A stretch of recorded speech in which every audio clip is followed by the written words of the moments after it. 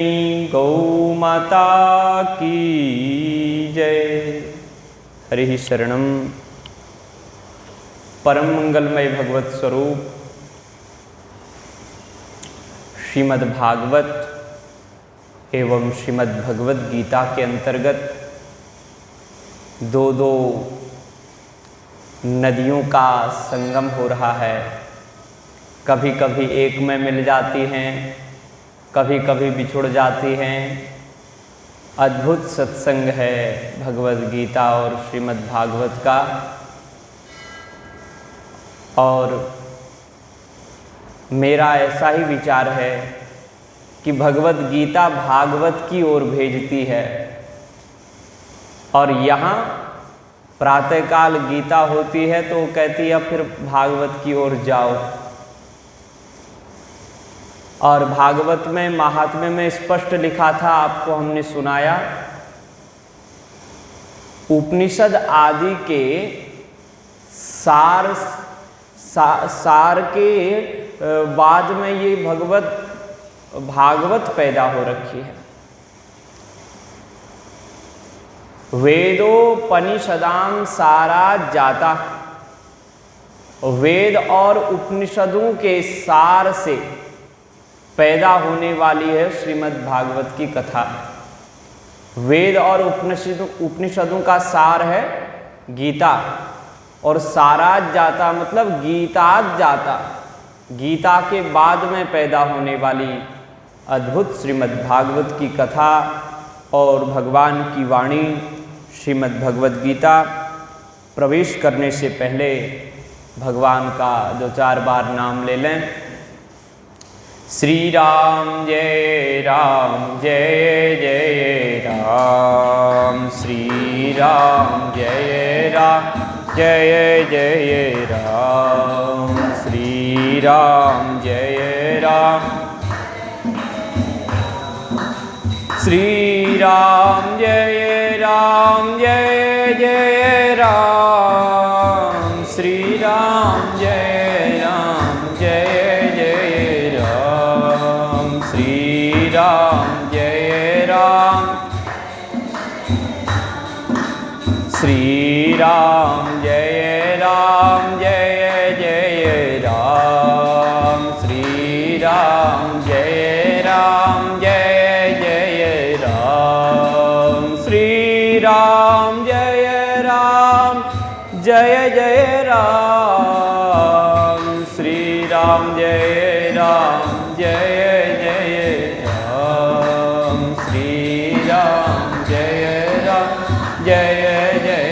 राम, श्री राम जय श्री राम जय जय राम, श्री राम जय जय राम, श्री राम जय जय राम। मधुर मधुर नाम सीताराम सीताराम, मधुर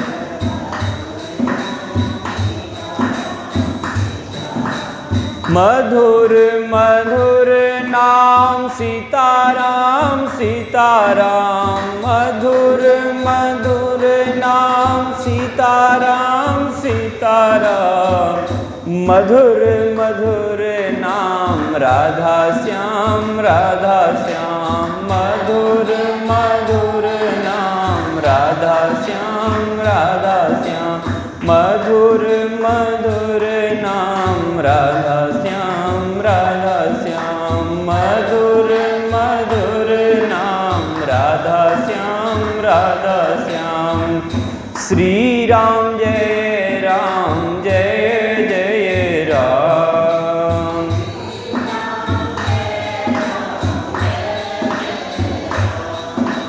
श्री राम जय जय राम, श्री राम जय जय राम, श्री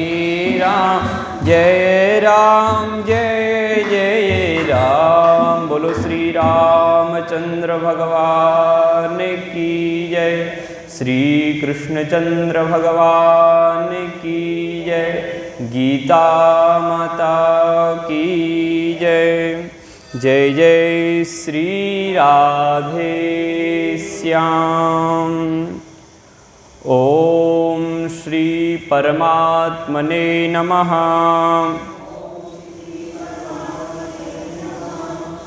कर्मणः सुकृतस्याहुः सात्विकं निर्मलं फलम्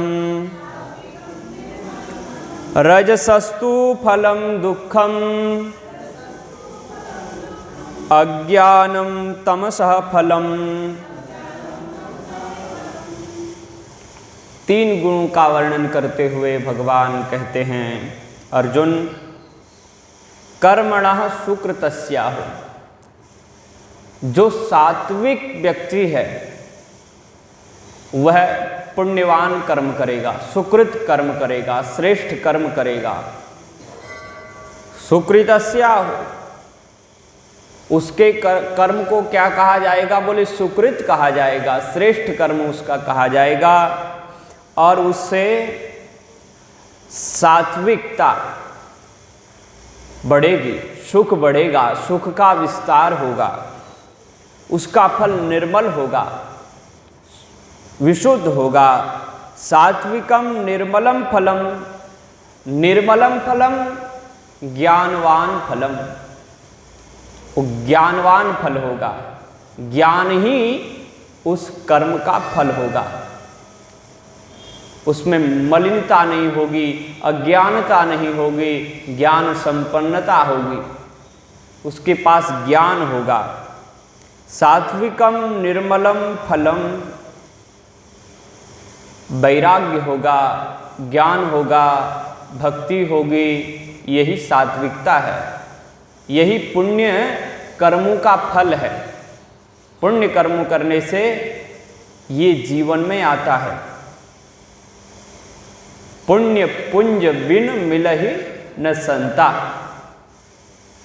जब पुण्य होंगे तब हमको संत मिलेंगे, और संत मिलते हैं तो सत्संग प्रारंभ होता है, और सत्संगति संस्कृति कर अंता, उस संस्कृति के चक्र को छुड़ाने वाला होता है, लेकिन प्रारंभिक प्रयास है।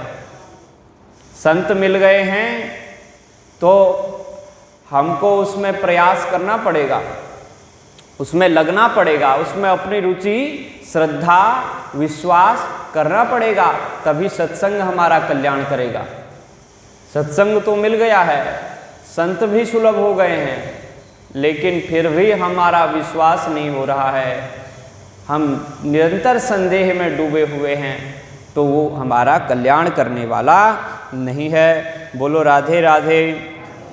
रजसस्तु फलम दुःखम, जो ये रजोगुण है, इसका जो प्रवृत्ति रूप गुण है, निरंतर कर्मों में लगा रहना, वो दुख देने वाला है।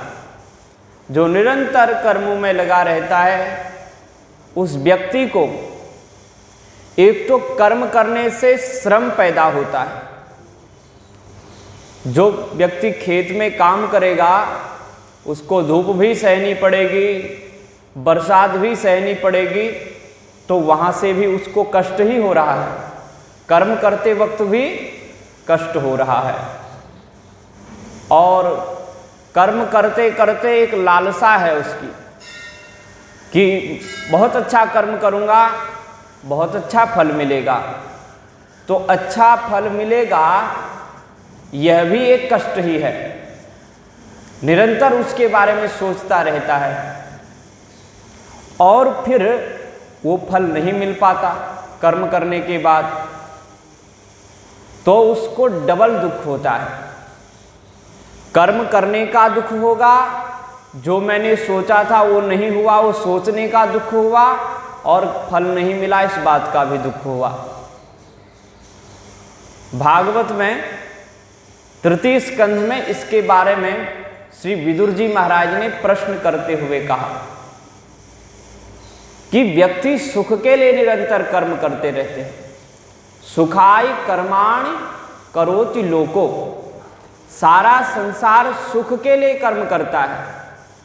जिसके पास रजोगुण है वो केवल सुख के लिए ही कर्म कर रहा है, लेकिन सुख के लिए कर्म करने वाले व्यक्ति को सुख नहीं मिलता।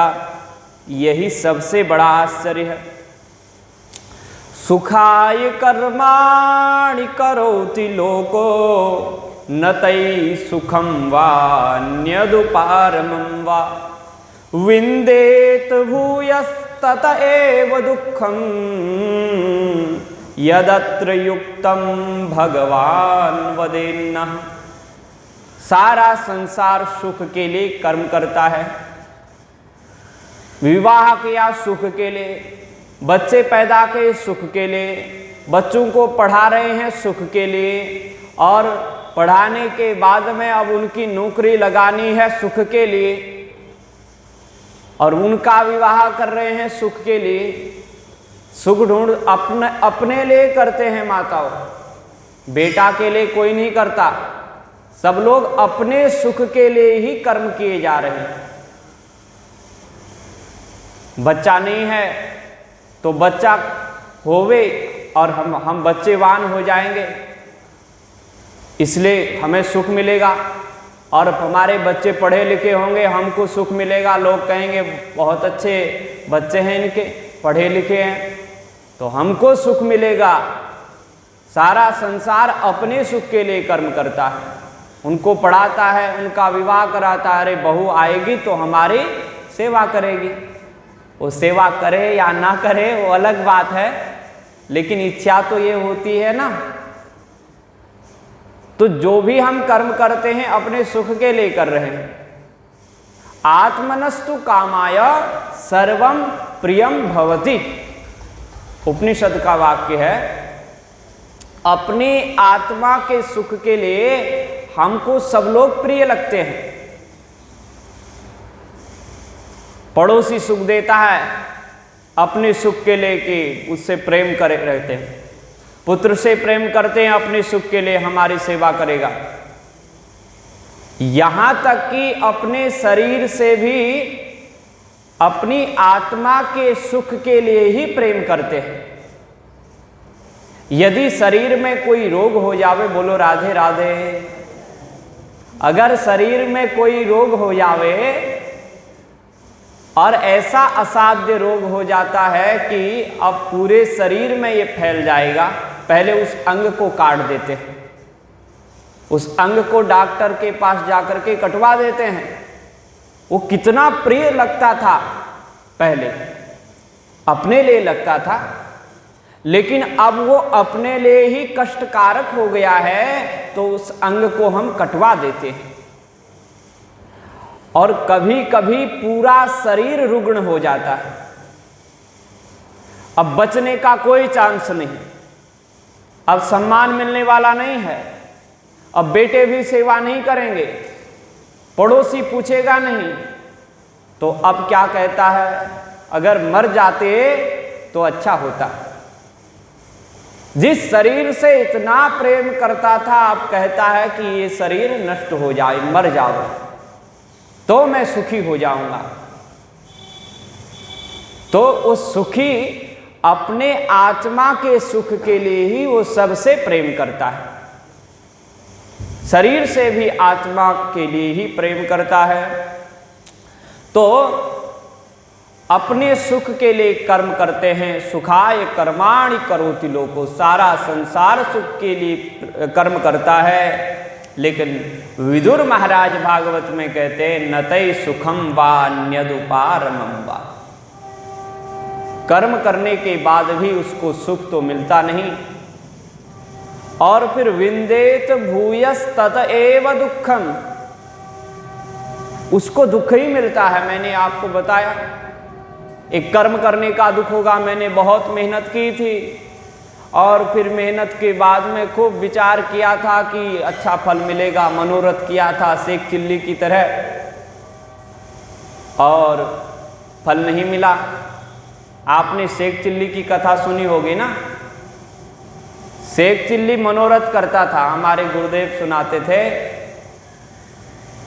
कि शेख चिल्ली विचार करता था कि मैं तेल बेचने जा रहा हूँ, तेल बेचूंगा, पैसा मिलेगा और पैसे से फिर मैं सरसों खरीद के ज़्यादा बोऊंगा और ज़्यादा बोने के बाद में फिर मैं ज़्यादा तेल निकलेगा, फिर ज़्यादा अमीर हो जाऊंगा। ऐसे करके फिर तो इतना पैसा होगा कि मैं थोड़ी सी ज़मीन खरीद लूँगा, उस ज़मीन में अपना आलीशान मकान बना लूँगा और मकान बन गया तो फिर सगाई वाले आ जाएंगे और सगाई वाले आएंगे तो फिर मेरा धीरे धीरे विवाह हो जाएगा और विवाह होने के बाद में मेरे बच्चे हो जाएंगे और जो सबसे छोटा बच्चा होगा वो तो बड़ा उद्यमी होगा और मेरी गोद में आकर के जब उसने उधम मचाया तो मैं तो उसकी माता के गोदी में ही उसको पटका दूंगा।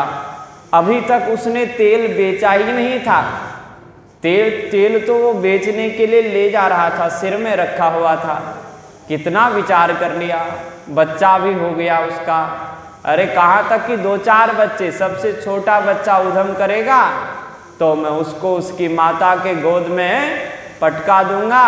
सिर शीश में रखा हुआ जो तेल की मटकी थी उसी को उसने पटका दिया और फिर खूब रोने लगा। एक महात्मा निकल रहे थे, उन्होंने कहा भैया क्यों रो रहे हो?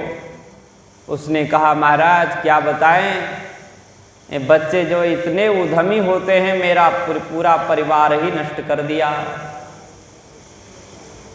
क्या हुआ? बोले बच्चे हुए थे और छोटे बच्चे ने सब पानी में मिला दिया। तो ऐसे ही सारा संसार मनोरथ करता हुआ चलता है। अगर मनोरथ ना करे तो कर्म में प्रवृत्ति नहीं होती है। बिना आशा के, बिना पहले इच्छा जागृत होगी तब कर्म होता है। अगर इच्छा हो ही ना तो फिर कर्म नहीं होता है। पहले फलाशा जागृत होती है मन में, हमको ये मिलेगा, ये लाभ होगा, लाभ पहले सोच लेते हैं। यहाँ सत्संग में हम लोग आए हैं तो कुछ न कुछ हमको लाभ मिलेगा इसलिए आए हैं, ये भी एक लालसा है। लेकिन ये लालसा जीव का कल्याण करने वाली है। संसार से आशा रखेंगे तो दुख मिलेगा और वही आशा जब परमात्मा से करने लग जाते हैं तो वही कल्याण कर देती है। भागवत में तो कहा आशा ही परमं दुखम नैरास्यम परमं सुखम। एकादश स्कंध में जहां दत्तात्रेय भगवान ने अपने 24 गुरुओं का वर्णन किया है, एक गुरु बनाया वैश्या को। वैश्या निरंतर बैठी रहती कि आज वो आएगा, इतना पैसा दे जाएगा। एक दिन कोई नहीं आया, भूखी प्यासी बैठी रही सज धज करके। अंत में अत्यंत दुखी हो गई। उसने ये बात कही कि आशा में बहुत बड़ा दुख है और निराश रहने में ही, संसार से निराशा कर लो, इसी में सबसे बड़ा सुख है। आशा करनी है तो एकमात्र भगवान से। आशा एक राम जी से, दूजी आशा छोड़ दो। आशा एक राम जी से, दूजी आशा छोड़ दो। नाता एक राम जी से, दूजा नाता तोड़ दो। नाता एक राम जी से, दूजा नाता तोड़ दो। सीताराम सीताराम सीताराम कहिए। सीताराम सीता जाहि विधि राखे राम, ताहि विधि रहिए। जाहि विधि राखे राम, ताहि विधि रहिए। सीताराम सीताराम सीताराम कहिए। बोलो सीता रामचंद्र भगवान की जय। तो विंदेत भूयस्तत एव दुःखम यदत्र युक्तम भगवान वदेन्नः। मैं धीरे धीरे आपको प्रथम स्कंध भी कथा भी मैं सुना दिया, एक श्लोक और 2 श्लोक कल द्वितीय स्कंध के सुनाए थे, तो आज तृतीय स्कंध का एक श्लोक सुना दिया। तो मेरा विचार हो रहा था कि महात्म्य के बाद में सीधे ही कपिल देवहूति संवाद आपको सुनावे। तो अद्भुत संवाद है, बहुत सुंदर ज्ञान वहाँ दिया गया है। तो सत्संग का लाभ जो देवहूति माता को मिला वह आप सबों को भी मिले, ऐसी हमारी इच्छा थी। तो यहाँ विदुर जी कहते हैं व्यक्ति जितना सुख चाहता है उसके लिए कर्म करता है, लेकिन उसको डबल डबल दुख मिलता रहता है। जैसे कोई व्यक्ति किसी कीचड़ में गिर जावे और कीचड़ में गिरने के बाद जितना पैर ऊपर को उठाता है उतना ही उस दलदल में वो घिसता ही चला जाता है, उसका पैर डूबता चला जाता है। कभी आप कीचड़ में गए होंगे तो आपको पता होगा, कई चप्पल तो वहीं रह जाते हैं, चप्पलों की तो फिर कोई आशा करनी ही नहीं है, वो तो डूब ही जाते हैं। अगर उनके साथ तैरने का प्रयास करोगे, उससे उबरने का, तो फिर तो बहुत दुख मिलेगा। इसलिए ये सब कुछ त्यागना पड़ता है। अगर कभी दलदल में पड़ गए हो तो फिर वो जो संग्रह किया हुआ है चप्पल आदि उसका त्याग कर दो। वैसे ही ये सारा संसार भी दलदल ही है, ये भी एक कीचड़। संसार कर्दमाले पह, ये संसार कीचड़ का घर है। तो यहाँ तो कर्दम है, कर्दम माने कीचड़। तो संसार कर्दमालेपह, कर्दम का आलेप हो रखा है। तो जो आपने दुनिया भर की गठरियां बांध रखी हैं, दुनिया भर की आशाएं संसार से लगा रखी हैं, उन आशा रूपी गठरियों का, चप्पलों का त्याग कर दो, तब सुखी हो पाओगे, तब इस संसार से पार हो पाओगे। यहां पे बताया विदुर जी ने कि दुख का कारण क्या है, आप बताइए। तो दुख का कारण केवल एक है, संसार को जो हमने अपना मान लिया है, ये अपना मानना ही दुख है। अपना मान करके जो हम इनसे सुख की इच्छा रखते हैं। किम दुख मूलम ममताभिमानम, किम दुख मूलम ममताभिधानम। दुख का कारण क्या है? आज गुरु शंकराचार्य भगवान से किसी ने पूछा तो उन्होंने अपनी प्रश्नोत्तरी नाम की एक छोटी सी पुस्तिका आती है, गीता प्रेस से, केवल 2-4 रुपया में आ जाने वाली। अब 10 रुपये लगेंगे तो मेरे को माफ कर देना, लेकिन 10 रुपये में आ जाएगी पुस्तिका, छोटी सी। अद्भुत प्रश्न है उसमें बताया कि दुख का मूल कारण क्या, बोले ममता। ये ममता बढ़ाना महामूढ़ता है। आपने ये पद सुना है या नहीं, पथिक जी महाराज का? ये ममता बढ़ाने महामूढ़ता है। अब भजन तो हमको लय आती नहीं है, इसलिए हम सुनाते नहीं हैं, नहीं तो आपको पूरा भजन सुना देते। महाराज जी आएंगे तो भजन ही सुनाएंगे, बोलो भक्तवत्सल भगवान की जय। तो ये कामनाएं ही जीव को दुख देने वाली हैं। रजसस्तु फलम दुखम, रजोगुण जीव को कर्म में प्रवृत्त करता है और फिर दुख प्रदान करता है, इसका फल है दुख। और अज्ञानम तमसः फलम, तमोगुण क्या देता है? अज्ञान। अज्ञान ही तमोगुण का फल है। तामस कर्म, अज्ञान में किया हुआ कर्म, प्रमाद में किया हुआ व्यर्थ की चेष्टाएं अज्ञान को जन्म देती हैं, अज्ञान को पैदा करती हैं।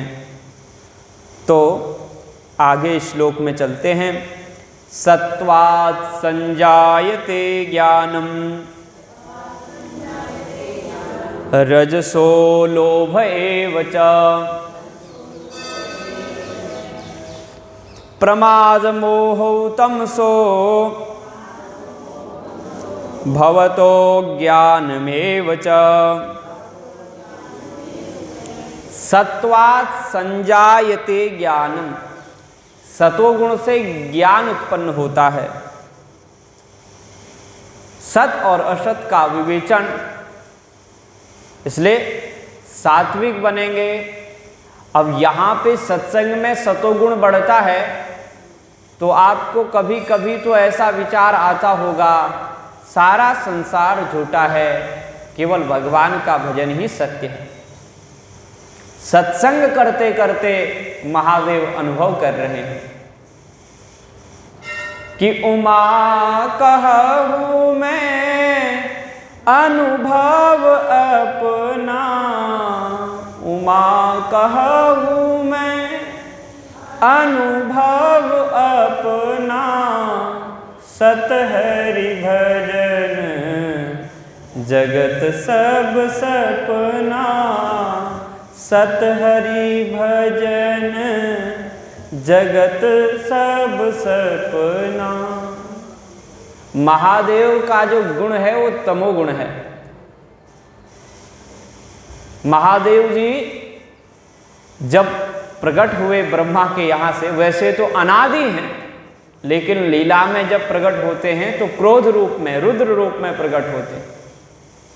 और ब्रह्मा जी ने कहा जाओ भाई तुम तपश्चर्या करो, तुम्हारा काम सृष्टि करना नहीं है, सृष्टि तब करोगे जब भगवान का भजन करने के बाद में, तप करने के बाद में तुम्हारा ये क्रोध शांत हो जाएगा। तो वही जिनके पास तमोगुण रहता है, वही महादेव भगवान का सत्संग करते करते इतने सात्विक हो गए हैं, इतने निर्मल और इतने पवित्र हो गए हैं कि वो अपना अनुभव कहते हैं कि मुझे सारा जगत असत दिखाई देता है और भगवान का भजन ही सत दिखाई देता है। और जो भगवान के नाम को सत्य कहता है, उससे भगवान महादेव कितना प्रेम करते हैं। एक बार ऐसे ही घूम रहे थे फक्कड़ बाबा भोलेनाथ, तो सब यात्रा निकल रही थी, सब कंधे में ले जा करके राम नाम सत्य है, राम नाम सत्य है। उनको बहुत खुशी हुई, अरे आज हमारे पार्टी वाले मिल गए, हमारे रिश्तेदार मिल गए, हम भी सत हरि भजन जगत सब सपना बोलते हैं और ये भी राम नाम सत्य है बोल रहे हैं। जब अपने लोग मिल जाते हैं ना तो बड़ी प्रसन्नता होती है, और जब भगवान का भजन करने वाला ना मिले तो बड़ी निराशा आ जाती है। सफ़र करते समय भी कोई भगवत भजन करने वाला मिल गया तो वाह हमारा जोड़ी का मिल गया है, और सब ऐसे ही नाचने गाने वाले, दुनिया भर के फिल्मी गीत सुनने वाले मिलेंगे तो हम तो परेशान हो जाते हैं। महादेव जी प्रसन्न हुए, वो पीछे पीछे लग गए और शमशान भूमि तक गए, उसको जलाया।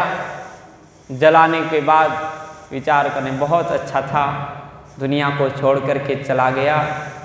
दूसरे ने कहा भाई गया तो गया, जाना तो सबको पड़ता है, लेकिन इसने तो हमारा आज कितना बड़ा काम रोक दिया पता है। हमें आज ऑफिस में जरूरी काम था और इसको भी आज ही जाना था, हमारा ऑफिस जाना रोक दिया। तो अब सब संसार की चिंताएं, पहले दुख प्रकट किया लेकिन फिर धीरे धीरे उसके दुख को भूल गए, अपने कामों में लग जाते। महादेव जी ने सोचा कि देखो ये तो नकली हैं, सब इनके पीछे में खाली आया, तो अब कहाँ जाएं। बोले असली तो ये है जो यहाँ जल गया, इसने जीवन भर नहीं कहा कि राम नाम सत्य है, लेकिन ये बेचारा अंत में इन सबको सिखा गया, भले ही थोड़ी देर के लिए सिखा गया हो। तो अब ये ही हमारा मित्र है, लेकिन ये तो चला गया, क्या करें? इसकी राख को ही लपेट लें। राम नाम सत्य सिखाने वाला तो इतना प्रिय लगता है महादेव को, उसकी राख जो है उठाई और अपने शरीर में लिपटा ले, लेपन कर लिया उस राख का, कि बोले अब मुझे यहीं रहना है। इसी स्थान में राम नाम को सत्य लोग मानते हैं। शमशान में ही वैराग्य जागृत होता है, शमशान से निकलते ही वैराग्य समाप्त, उसको शमशान वैराग्य बोलते हैं। केवल शमशान में आने वाला वैराग्य, वहां सब वैराग्य हो जाते हैं। तो सत्वात् संजायते ज्ञानम, सतोगुण से ज्ञान उत्पन्न होता है। रजसो लोभ एव चः। अब देखिए एक बात है, एव शब्द सबके साथ जोड़ना है। जो एव लिखा है, रजसो लोभ एव च, एव मने निश्चित प्रकार से, निश्चित रूपेण सत्वगुण से ज्ञान उत्पन्न होता है, और निश्चित रूप से उसमें कोई संदेह नहीं है, रजोगुण से लोभ उत्पन्न होता है, और लोभ कर्म में प्रवृत्त करता है। लोभ आएगा, आशा आएगी, मनोरथ होगा, तब जीव कर्म में लगते हैं। इसकी व्याख्या कल बहुत कर चुके हैं, सब वही शब्द बार बार आते हैं। माताओ बोलो राधे राधे। प्रमाद मोहो तमसो, प्रमाद मोह ये तमोगुण से उत्पन्न होते हैं, और ये प्रमाद माने व्यर्थ की चेष्टाएं, और मोह का मतलब है आलस्य में पड़े रहना, किम कर्तव्य विमूढ़ हो जाना, क्या करना चाहिए क्या नहीं करना चाहिए, अज्ञान ही, ये सब अज्ञान को उत्पन्न करने वाले हैं। यहाँ भी एव शब्द आया, एव का मतलब निश्चित ही है। तो ये इनसे अज्ञान पैदा होता है, मोह पैदा होता है, प्रमाद पैदा होता है। ये सब तमोगुण के चेले हैं, तमोगुण के चेले सबसे ज़्यादा हैं, और ये इनका परिवार ज़्यादा है। जिसका परिवार ज़्यादा होता है उसकी ज़्यादा ममता होती है। लड़कियों में भी ममता है, लड़कियों के बच्चों में भी ममता है, अपने बच्चों में भी ममता है, उन बच्चों के बच्चों में भी ममता है। जितना बड़ा परिवार होता चला जाता है उतनी ही बड़ी ममता फैलती रहती है, और हम यही चाहते हैं कि हमारा परिवार हमारे नेत्रों के सामने बहुत विस्तृत हो जाए। अभी बच्चे तो हो रखे हैं, बच्चों की शादी हो जावे, और शादी के बाद इनके बच्चे हो जावें, और फिर उतने में ही नहीं रुकते, बोले पोता की भी शादी हो जाती तो बड़ा आनंद आता। तो ऐसा विचार लोग करते हैं। ऊर्ध्वं गच्छन्ति सत्वस्था, ऊर्ध्वं गच्छन्ति सत्वस्था, मध्ये तिष्ठन्ति राजसा, जघन्या गुणवृत्तिस्था, अधो गच्छन्ति तामसा। जो सत्वगुण है वो आपको ऊपर के लोकों को ले जाने वाला है। कोई मुनि बना देगा, कोई महात्मा बना देगा, कोई देवता बना देगा। स्वर्गादि लोक में जाने का मतलब यही है कि वो आनंद में रहता है, उसको बहुत ज़्यादा दुख नहीं होता, सुख मिलता है। तो ऊर्ध्वम गच्छन्ति सत्वस्था, वो स्वर्गादि उच्च लोकों की ओर जाता है, ऊपर के लोकों की ओर। और मध्य तिष्ठन्ति राजसा, ये मध्य मार्ग राजसियों का है। फिर से मनुष्य बन जाना, मनुष्य में भी साधारण मनुष्य, श्रेष्ठ मनुष्य तो सतोगुण वाले बनते हैं। जिनके पास सतोगुण होता है वो किसी भक्त के घर में पैदा होंगे, योगी के कुल में आएंगे। अच्छे महात्माओं के पास उनको उनका सानिध्य प्राप्त होगा। ये तो सात्विक गुण का फल है। रजोगुण का फल ये है कि हम मनुष्य भी बन जावें तो ऐसे घर में जन्म लेंगे जहाँ संसार में ज़्यादा लगे रहेंगे, संसार में लगाने वाला ज़्यादा होंगे, भगवान का नाम सुनने को बहुत ज़्यादा नहीं मिलेगा। ये मनुष्य आदि योनियाँ इस मनुष्य लोक में मिलती हैं। ये सब राजस गुण का फल है। और जघन्य गुण वृत्तिस्था अधोगच्छन्ति तामसाः। और ये जो तामस है, तामस अहंकार, ये तमोगुण, ये तमोगुण जीव को नीचे की योनियों में ले जाने वाला है। नीचे की योनियां मतलब मनुष्य से जो नीचे हैं, पशु पक्षी कीट पतंग आदि, इनको अज्ञान रहता है, इनको ज्ञान नहीं रहता। खाने पीने का ज्ञान तो रखते हैं लेकिन ज़्यादा ज्ञान इनको नहीं रहता है। कर्म करने का ज्ञान नहीं रहता इनको ये ज्ञान नहीं रहता कि अभी तो हमने खा लिया, अब कुछ बचा है तो उसको शाम के लिए रख देते हैं, ऐसा ज्ञान नहीं रहता। कीट पतंग आदि बाद में खाएंगे, ऐसा कोई इनको ज्ञान नहीं रहता। तो कुछ ऐसे पशु हैं जिनको कुछ ज्ञान रहता है, उनको थोड़ा रजोगुण उनमें प्रधान रहता है, इसलिए वो शाम को बचा देते हैं। आपने कुत्ते को भी देखा होगा, जो ऐसे घूमते फिरता कुत्ता होता है, वो हड्डी पकड़ के ले आएगा और कुछ भी पकड़ता होगा, लेकिन हड्डी उसको बहुत प्यारी लगती है, क्योंकि हड्डी उसको कुछ स्वाद नहीं देती, लेकिन जब वो हड्डी को चबाता है तो उसके दांत ही और उसके दांतों का नीचे वाला मसूड़ा कटता है और उसमें रक्त निकलता है। वो सोचता है इस हड्डी से निकल रहा है, जबकि वो उसी का रक्त होता है। तो ऐसे ही हम अपनी ही शक्ति को नष्ट करके अपनी ही उस शक्ति का आनंद लेते हैं संसार में। संसार के विषय पदार्थ हमको आनंद नहीं दे सकते, आनंद तो हमारे भीतर ही भरा पड़ा है।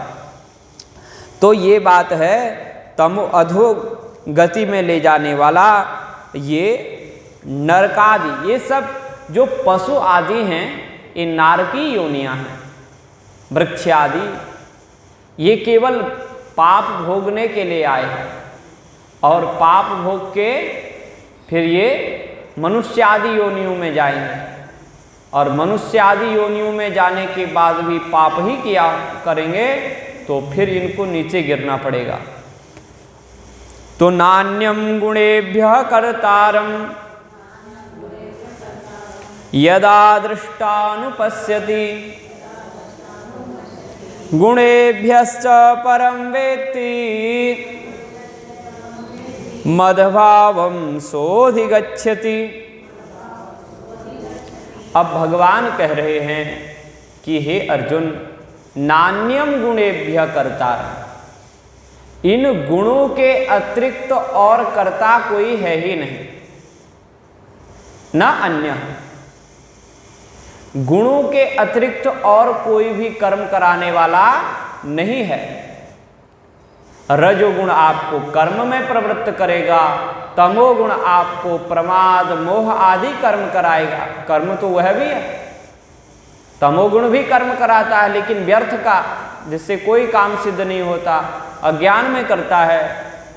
रजोगुण कुछ ज्ञान में करता है कि हमको ये लाभ मिलेगा, लाभ को देख करके। और सतोगुण वह भी कर्म में करता है, वो भी, लेकिन वो ज़्यादातर कौन सा कर्म करता है? ज्ञानवान कर्म करता है, विधि पूर्वक कर्म करता है, शास्त्रोक्त विधि से कर्म करता है। शास्त्रोक्त विधि से किया हुआ कर्म अंतःकरण को पवित्र करने वाला होता है। भगवद गीता में तृतीय और चतुर्थ अध्याय में उन कर्मों का वर्णन है।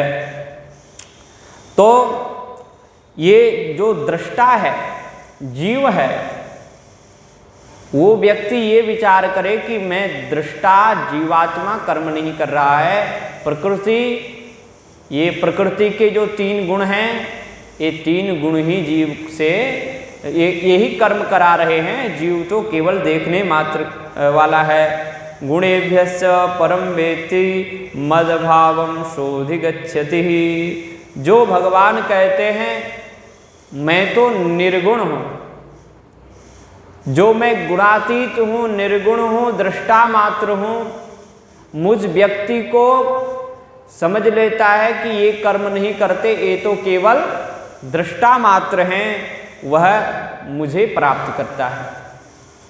मधभावम शोधिगच्छति, वो मुझे प्राप्त होता है, मुझ परमात्मा के स्वरूप को प्राप्त होता है। और गुणानेतान्यतीत्यत्रीन्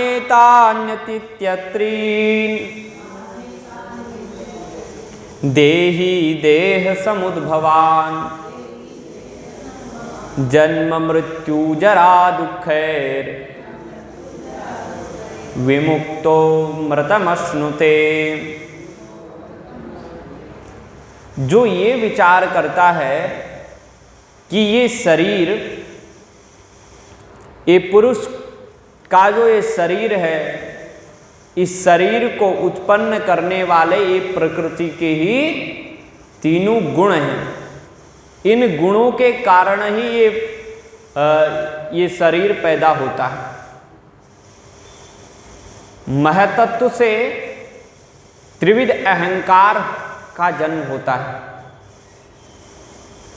पुरुष और प्रकृति के संयोग से महतत्व उत्पन्न होता है और उस महतत्व से त्रिविध अहंकार, उन्हीं को आप 3 गुण बोल सकते हैं। 3 गुण वही हैं, सात्विक अहंकार और राजसिक अहंकार, तामसिक अहंकार। ये 3 ही, इन्हीं के माध्यम से फिर इंद्रियों की उत्पत्ति होती है, इंद्रियों के देवताओं की उत्पत्ति होती है। भागवत का प्रसंग है माता। तो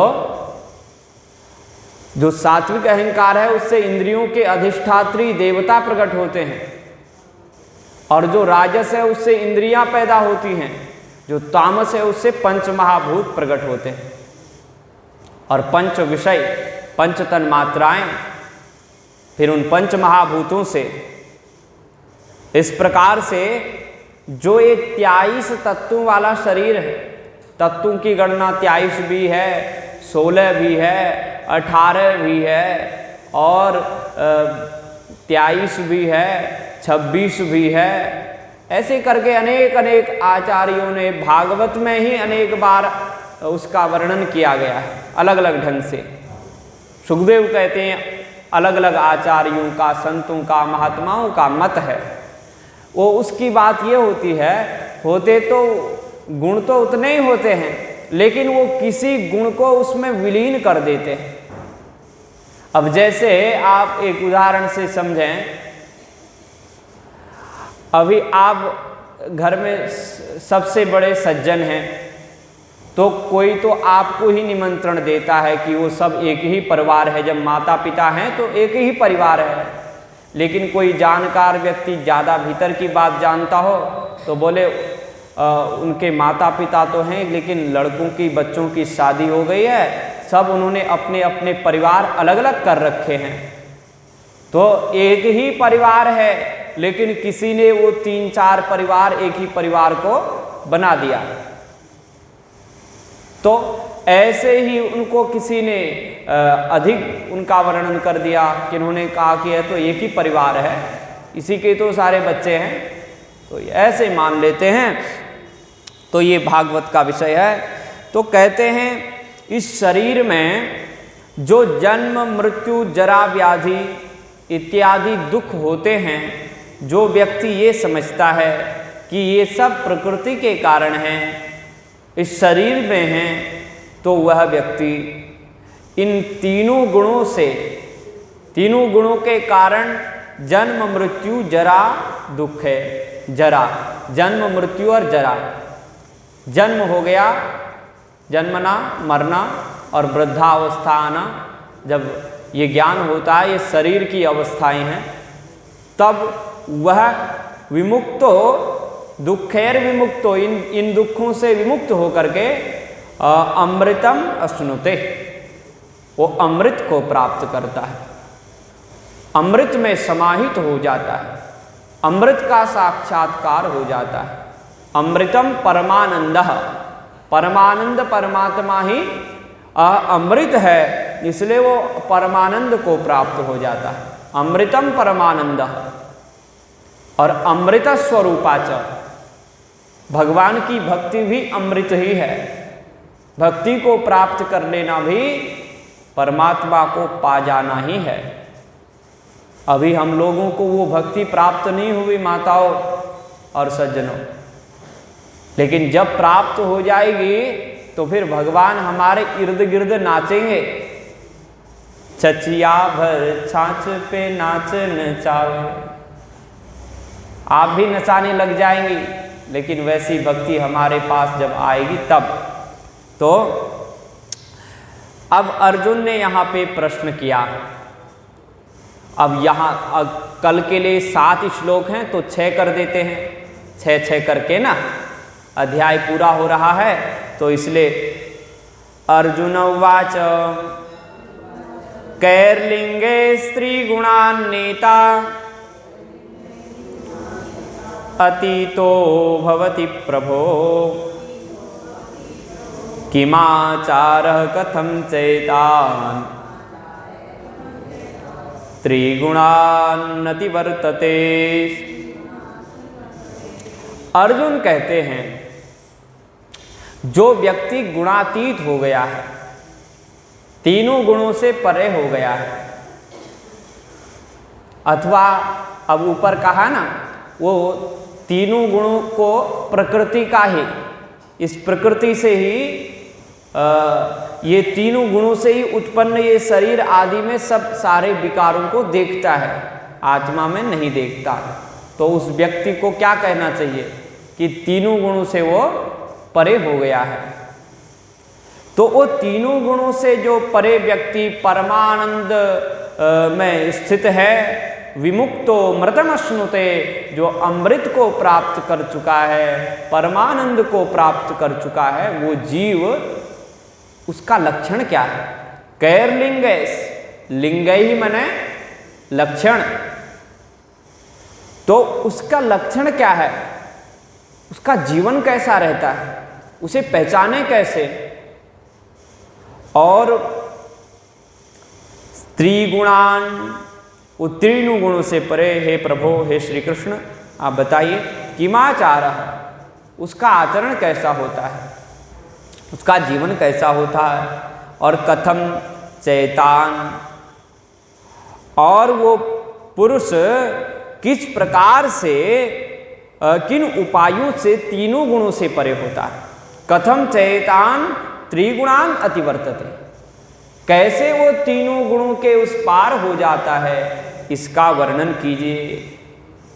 तो इसका वर्णन अब कल करेंगे, और उससे पहले थोड़ी देर के लिए आचमनी के लिए, थोड़ा स्वाद और रस लेने के लिए भागवत की ओर बढ़ते हैं।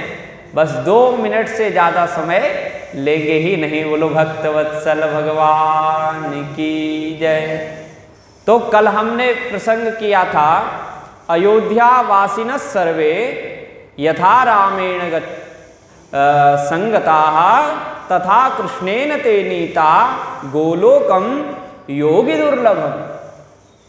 जैसे श्री राम जी के साथ में सारे अयोध्यावासी साकेत धाम को पधार गए, वैसे ही भगवान श्री कृष्ण के साथ कथा सुनने के बाद सब लोग योगी दुर्लभ भगवान श्री कृष्ण के गोलोक को पधारे, वैकुंठ लोक को पधारे।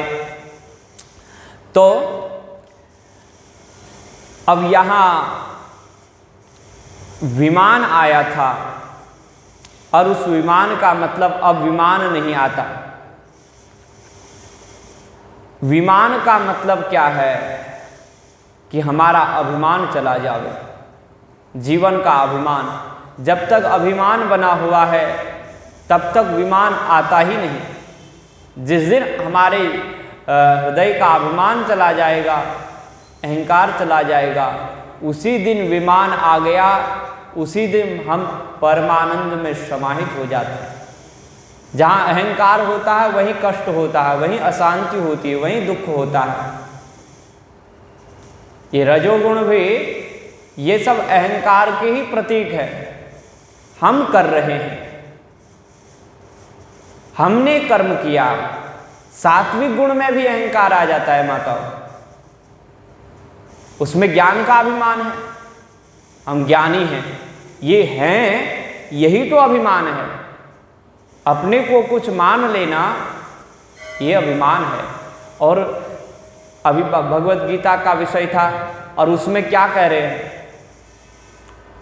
कि अभिमान करना ही नहीं है, हम कुछ कर ही नहीं रहे हैं, ये प्रकृति के गुण ही करा रहे हैं। ऐसा वो महापुरुष होता है। तो सारे लोग उस योगी दुर्लभ वैकुंठ को प्राप्त हुए जहाँ सूर्य का प्रकाश नहीं जाता, चंद्र का प्रकाश नहीं जाता, बल्कि उस लोक के प्रकाश से, उस लोक में लोक उस धाम और धामी में, परमात्मा और परमात्मा के उस धाम में भेद नहीं माना गया। वृंदावन और वृंदावन बिहारी में भेद नहीं है। अरे भेद होता तो वृंदावन वाले इतनी अकड़ दिखाते। वृंदावन के संत कहते हैं कि रे मन वृंदा विपिन निहार, रे मन वृंदा विपिन निहार। इस वृंदावन को देखो, और किसी को देखने की, निहारने की जरूरत ही नहीं है, वृंदावन का दर्शन करो।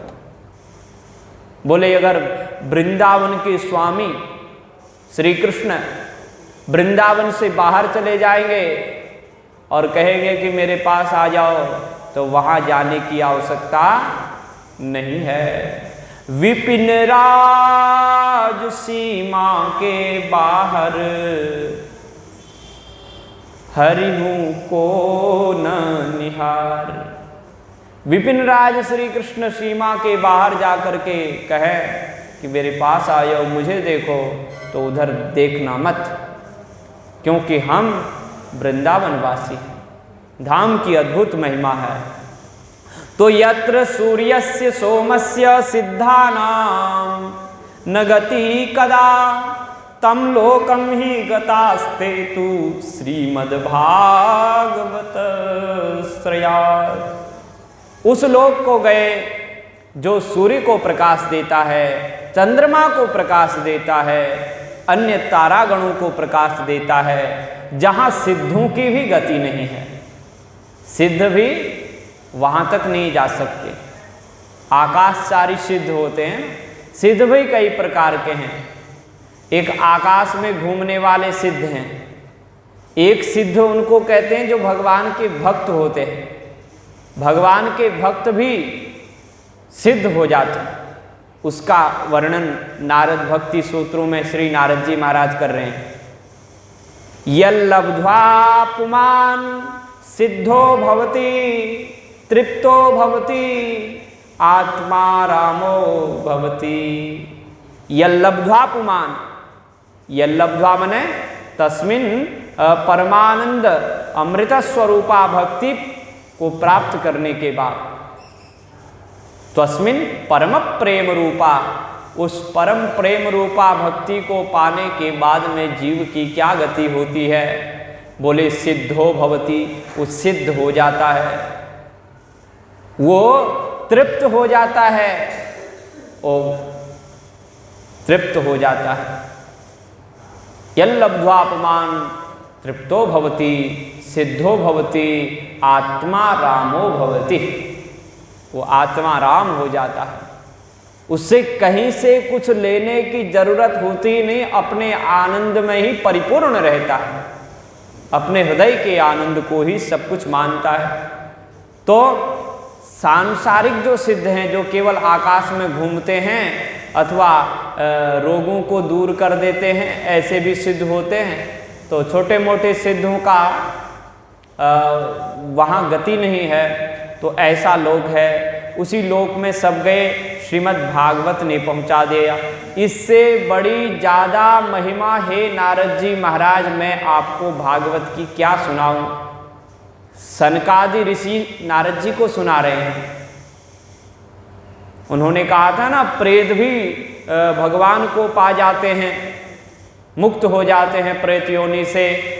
तो ये प्रसंग सुनाया कल धुंधकारी का, और धुंधकारी के बाद में फिर उन सब लोगों की भी मुक्ति हो गई, सारा गांव ही बैकुंठ चला गया। तो अब कह रहे हैं सनकादि हे नारद जी, इससे बड़ा और भागवत की महिमा में आपको क्या सुनाऊं कि ब्रूमोद्यते किम फलवृंदमुज्ज्वलं सप्ताह यज्ञेन कथा सुसंचितम कर्णेन गोकर्ण कथाक्षरो यैहि पीतश्च ते गर्भगतान भूयः।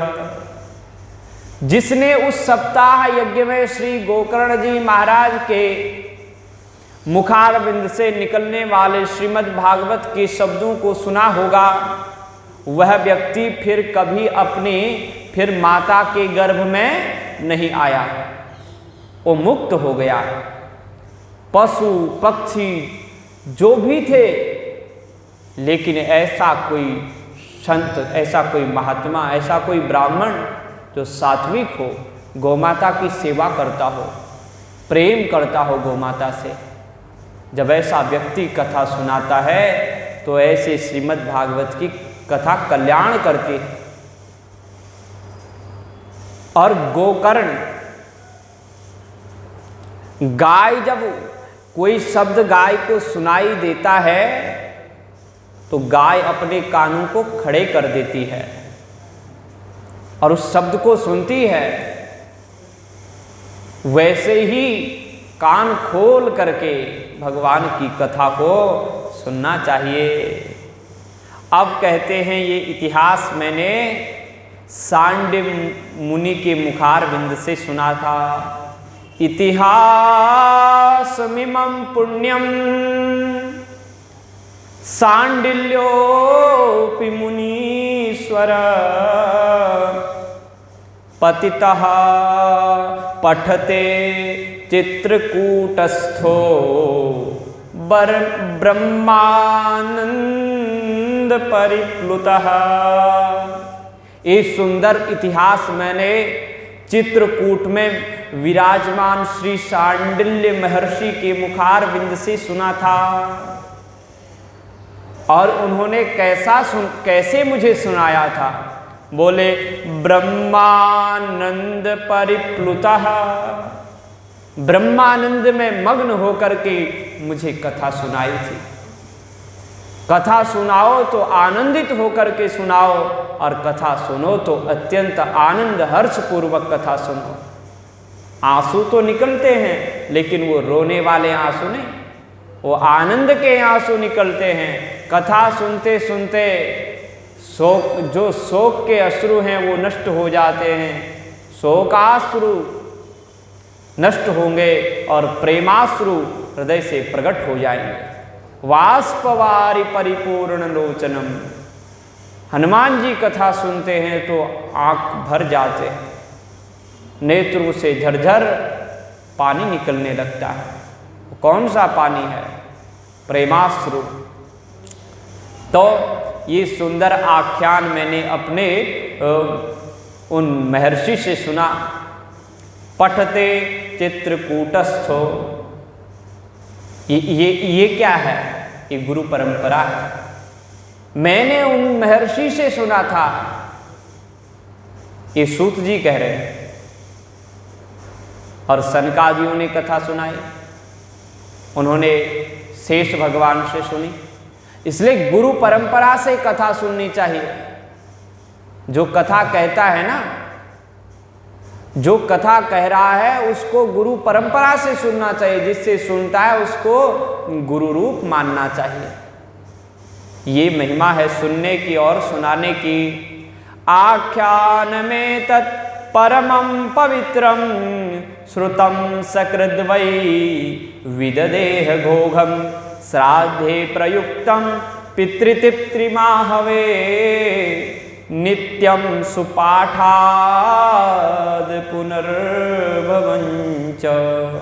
जो इस सुंदर पवित्र आख्यान को श्रद्धा से केवल एक बार सुनता है, सकृत वै श्रुतम, एक बार श्रद्धा से संपन्न होकर के जब वह सुनता है इस परम पवित्र इतिहास को, इस कथानक को, जो आत्मदेव और धुंधली, गोकर्ण, धुंधकारी इत्यादि का प्रसंग है, इसको जो सुनता है वह उसके सारे पाप नष्ट हो जाते हैं।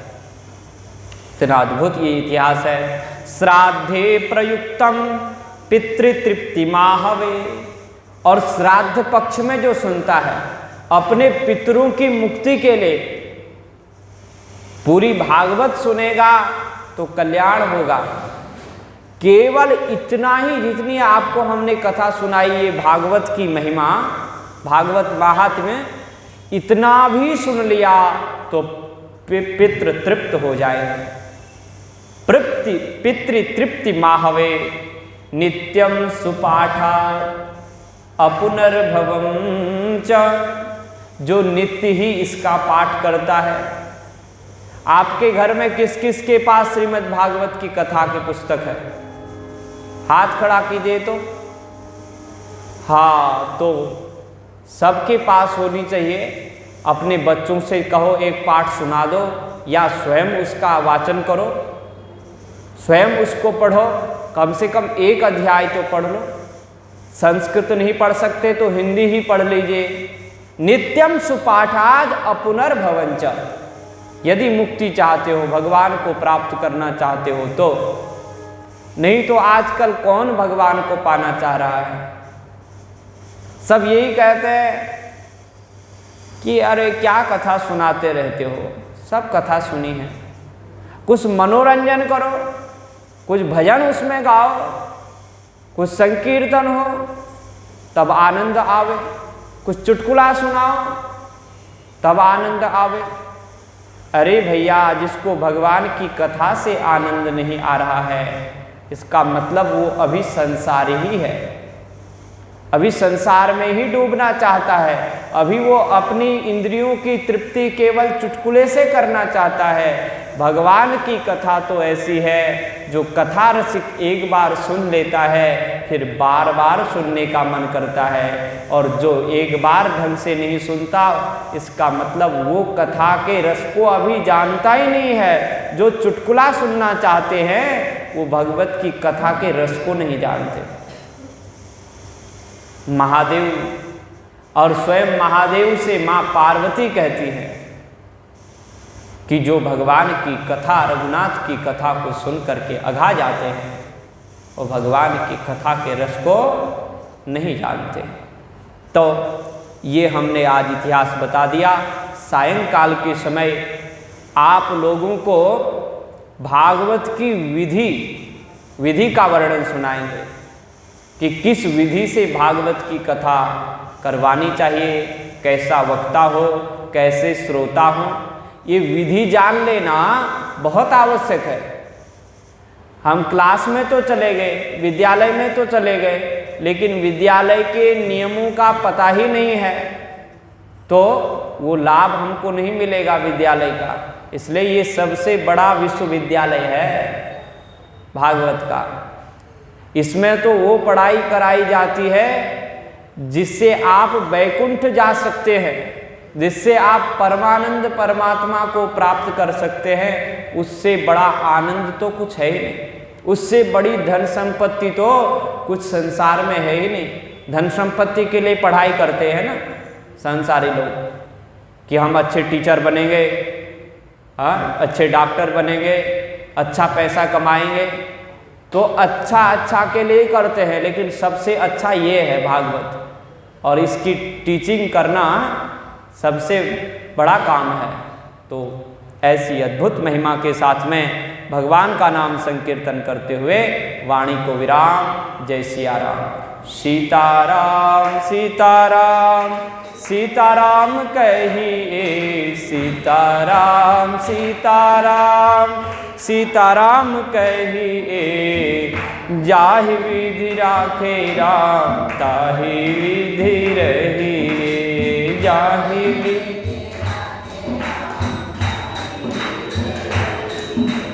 सीताराम सीताराम सीताराम कहिए,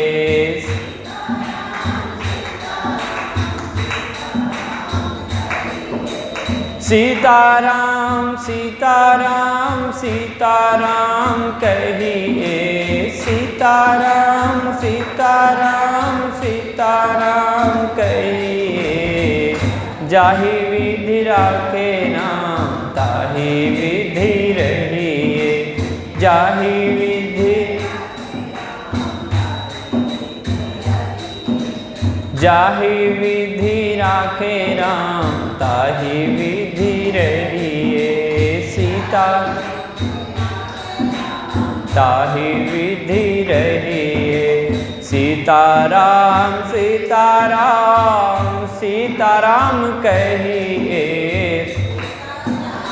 सीताराम सीताराम कहिए, राधे श्याम राधे श्याम राधे श्याम कहिए, राधे श्याम राधे श्याम राधे श्याम कहिए। बोलो श्रीमद् भागवत महापुराण की जय, श्री वृंदावन बिहारी लाल की जय, श्री सुखदेव भगवान की जय, श्री सनकादि ऋषिन की जय, श्री नारद जी महाराज की जय। जय जय श्री